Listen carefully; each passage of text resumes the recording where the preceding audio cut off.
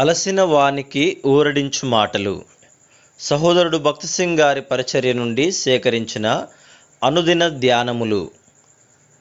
తీగె ద్రాక్షావల్లిలో నిలిచి ఉంటేనే గాని తనంతట తానే ఎలాగూ ఫలింపదో, అలాగే నాయందు నిలిచి ఉంటేనే గాని మీరును ఫలింపరు. యోహాను సువార్త 15వ అధ్యాయము 4వ వచనము. మన ప్రేమగల ప్రభువు మనము సమృద్ధిగా ఫలింపవలనని కోరుచున్నారు. అట్టి ఫలవంతమైన జీవితము సులభము కాదు.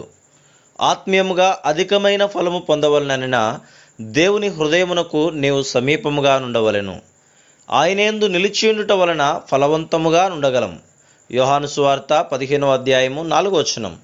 రెండవదిగా, చెట్టులోనికి దాని కొమ్మలలోనికి సారము ప్రవహించినట్లు ఆయన జీవము ఎడతెగకుండా స్వేచ్ఛగా మనలోనికి ప్రవహించవలనని కోరిన ఎడల మనము ఫలవంతముగా నుండగలం. ఒక్కొక్కసారి తెగులు వచ్చుటను బట్టి చెట్టులోని ఒక కొమ్మ వాడిపోయి ఉండుటను మనం కనుగొందుము.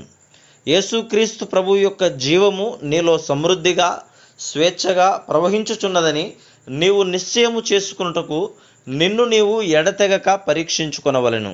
లేని ఎడల ఆ ప్రవాహమును ఆటంకపరచునదేదో నీవు నిశ్చయము చేసుకొనుటకు నిన్ను నీవు పరీక్షించుకొని ఆ పాపమును ఒప్పుకొని దేవుని యొద్ద క్షమాపణ పొందుము. మూడవదిగా, కత్తిరించబడుట ద్వారా మనం ఫలించగలం. ఫలించు ప్రతి తీగె మరి ఎక్కువగా ఫలింపవలనని పనికిరాని తీగలను తీసివేయును.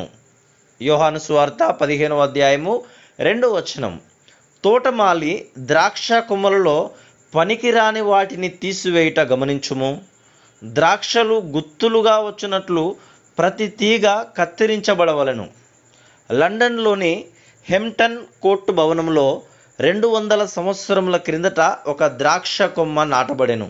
అది చాలా కాలం నాటిది మరియు అది గుండ్రటి ఆకారములోనున్న ఒక గడిపై అల్లుకొని ఉండుటచే చూచుటకు చాలా అందముగా కనిపించును.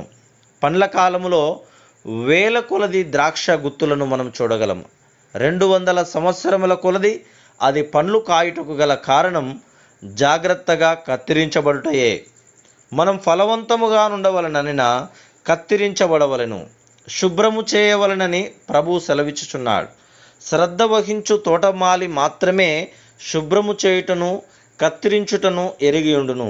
మనలను మరి ఎక్కువగా ఫలవంతులనుగా చేయుటకే దేవుడు మన జీవితములలో బాధాకరమైన దుఃఖములు పరీక్షలను అనుమతించును గాని శిక్షించుటకు కాదు.